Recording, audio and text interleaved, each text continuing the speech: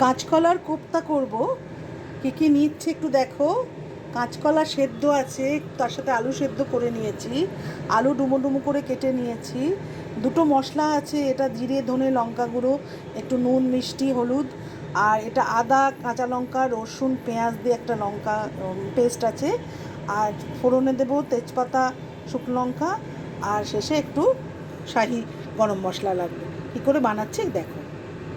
কাঁচকলার খোসাগুলো ছাড়িয়ে নেব, নিয়ে এই আলুর খোসাগুলো ছাড়িয়ে খুব ভালো করে এটা মাখবো।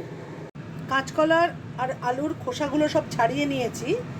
এবার এর মধ্যে 2 চামচ এই যে আদা পেঁয়াজ রসুন কাঁচা লঙ্কার যে পেস্ট, সেটা 2 চামচ দিয়ে দেবো। এটা আসলে খুব ভালো করে মাখবো। এর সাথে নুন চিনি একটু দিয়ে দেবো, আর একটু লঙ্কার গুঁড়ো দেবো।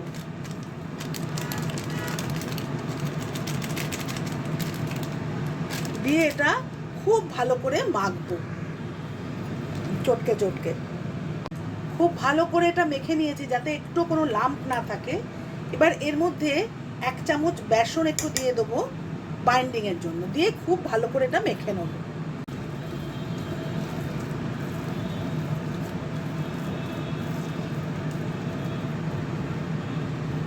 ফ্রাইং প্যানে তেল দিয়ে দিয়েছি, তেলটা গরম হলে এবার ওই কাঁচকলাটা যেটা মেখে রেখেছি সেটারই ছোট ছোট বড়ার আকারে ভেজে নেব। প্রথমে আগে এই কোপ্তাগুলো করে নেব, তারপরে সেটা দিয়ে একটা কারি করব।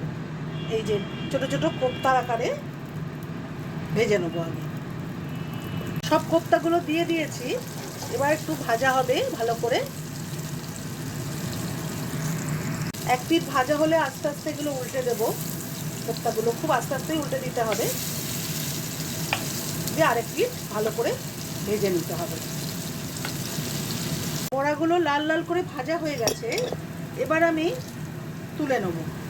একটু লাল করেই বড়াগুলো ভাজতে হবে, কারণ ঝোলে দেবো তো, যাতে ভেঙে না যায়। এবার তুলে নেব বড়াগুলো। বড়াগুলো সব তুলে নিয়েছি। এবার এই কড়াতেই আরেকটু তেল দেব, দিয়ে তার মধ্যে একটু ফোড়ন দেব তেজপাতা শুকনো লঙ্কা, আর এই যে আলুগুলো আছে ডুমো ডুমো করে কাটা, আলুগুলো দিয়ে দেবো।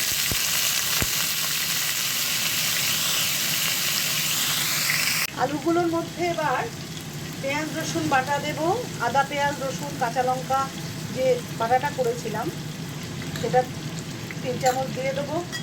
আর একটা মশলা করেছিলাম জিরে ধনে গুঁড়ো লঙ্কা গুঁড়ো হলুদ গুঁড়ো নুন মিষ্টি দিয়ে, সেটাও দিয়ে দেবো।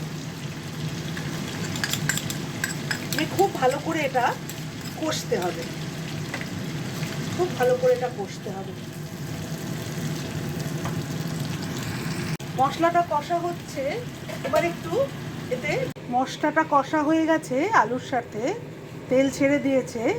এবার আমি একটু গরম জল এর মধ্যে দিয়ে ঢাকা দিয়ে দেবো, ঝোলটা ফুটুক, তারপরে বড়াগুলো দেব। আলুর ঝোলটা ফুটে গেছে, এবার এতে একটু নামানোর আগে একটু শাহি গরম মশলা দেব, আর একটু ঘি দিয়ে দেবো।